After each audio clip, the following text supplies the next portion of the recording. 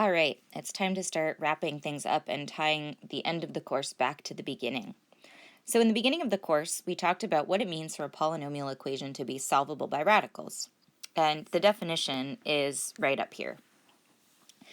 We can adjust this definition a little bit to add one more requirement to it. So we want to think about this thing called hypotheses S down here, which starts out by saying that we're going to build up fields by taking a list of radicals and powers and building up so that we've got fi is f of r1 through ri. So we're building up to our intermediate field.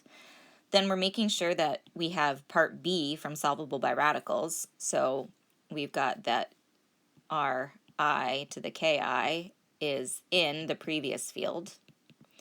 And we want to make sure that we introduce roots of unity first. So as we're building up this field, if, for example, ki is 2, well, 2 is a bad example. Let's say ki is 3. Then either we want ri to be zeta 3, or we want to make sure that zeta 3 is already in the field that we're adding ri to. And this makes it a little bit easier to prove some things about groups that we're going to work with. In fact, it's equivalent to solvable by radicals to add in this condition. It is a little bit extra, which is why we don't put it in the definition, because we don't want to check it unless we have to. But if we want to prove stuff, if we add this to our conditions up here, let's go back up top and edit this. We could say, additionally, we could insist that ri is equal to the ki-th root of unity, or the ki-th root of unity is in the previous field. So that's equivalent, and we're going to use that. So our goal is tie solvable by radicals to something about Galois groups. And we want this to actually be a two-way relationship so that if we want to, we could just work in group land and never have to go back to the definition of solvable by radicals. So let's recap a few things that we know about Galois groups already. If we build up our chain of fields, so we've got F0 contained in F1, contained in F2, contained in Fn. So I like to write my towers this way. What this tells us is that if all of our inclusions go this way, that we turn around that inclusion and work with Galois groups of these fields in this way. So this tells me that the Galois group of Fn with fixed field F0 contains the Galois group, contains the Galois group Fn with fixed field F1, and so on. So this is an inclusion reversing relationship. We've also seen that each of these subsets are actually subgroups.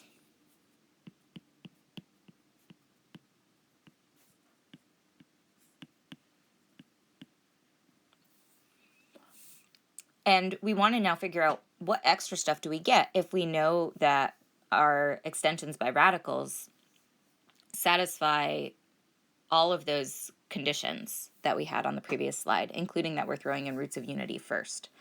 So, hypotheses S, if we have those, we want to know what extra information can we get about the chain of subgroups.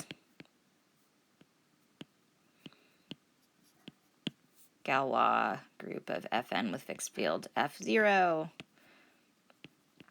containing the subgroup Galois group of Fn with fixed field F1 all the way down to the identity, which is the Galois group of Fn with itself as a fixed field. So the very last subgroup we're going to get is just the identity element.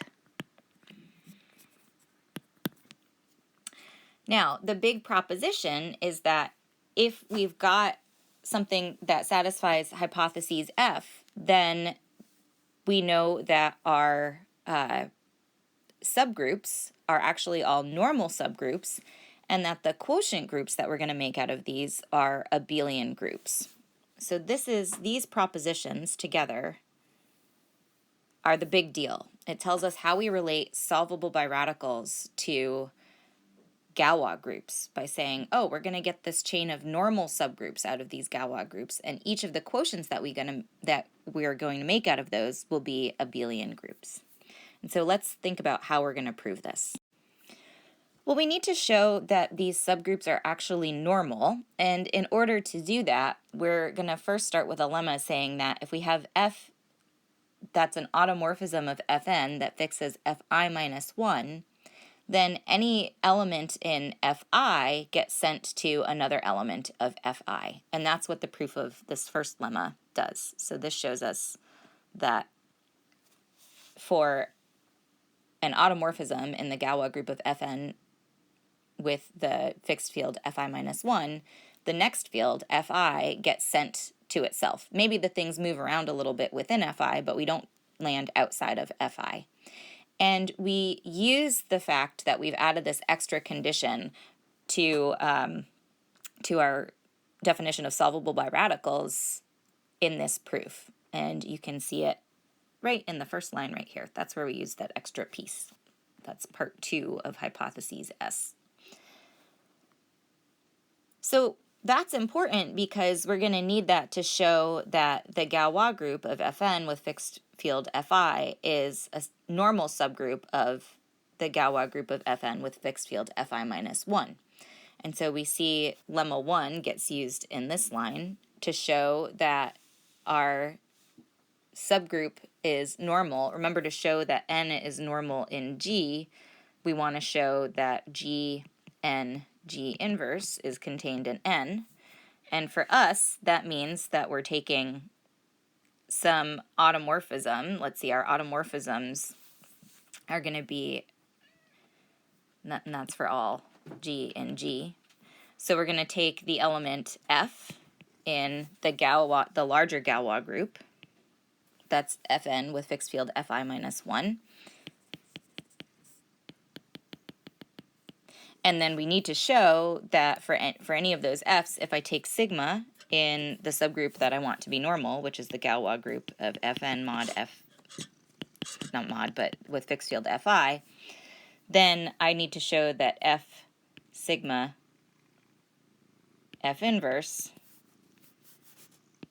of is an element of this Galois group, the Galois group of Fn with fixed field Fi.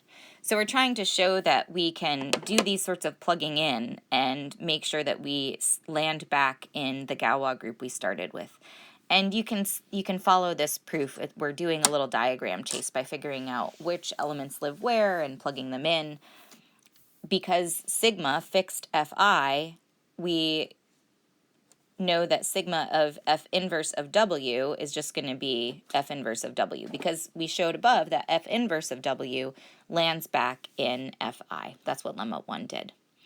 So that's the big idea there. Okay, so we've got that these are normal, and now we want to argue that the quotient groups are abelian.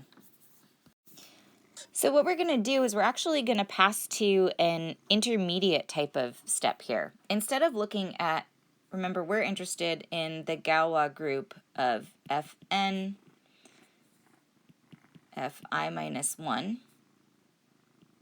and we want to take the smaller subgroup, Fn mod Fi, Fn over Fi. We want to show that's abelian. What we're going to do instead is we're going to work with the Galois group of Fi over Fi minus 1.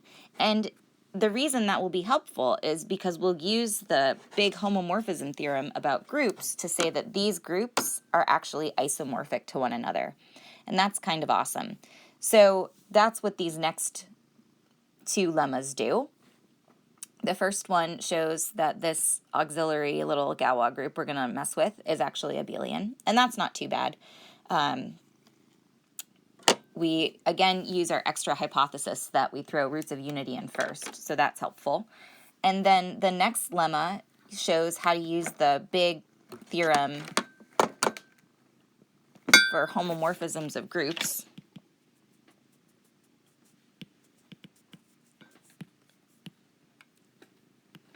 to show that the two groups we're interested, that one group we prove something about and the group we actually want to know something about are actually interested with, are actually related to one another and isomorphic to one another.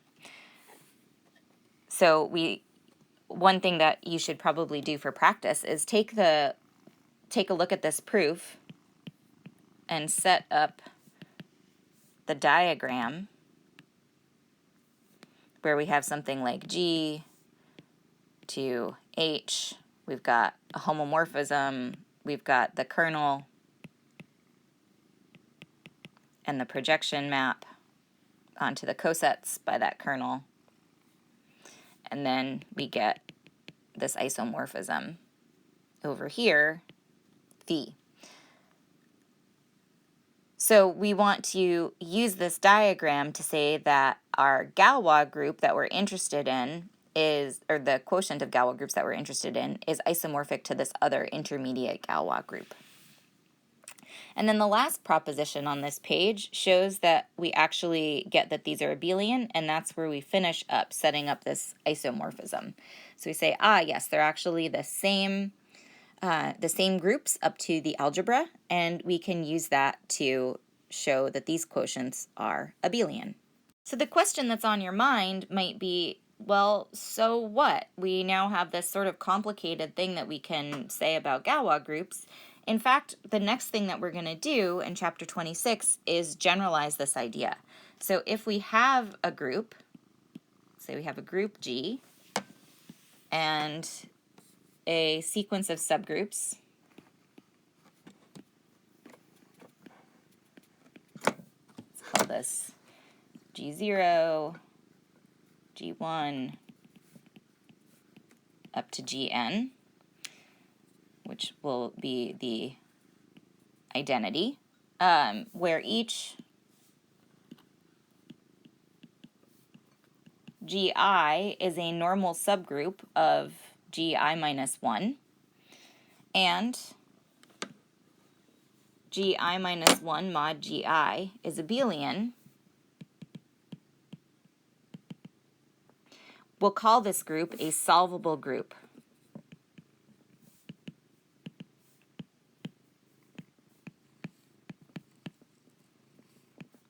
And so what we've shown is that if our polynomial satisfies hypotheses S, then our Galois group is solvable. And the contrapositive of that says that if the Galois group is not solvable, then our original polynomial equation is not solvable by radicals.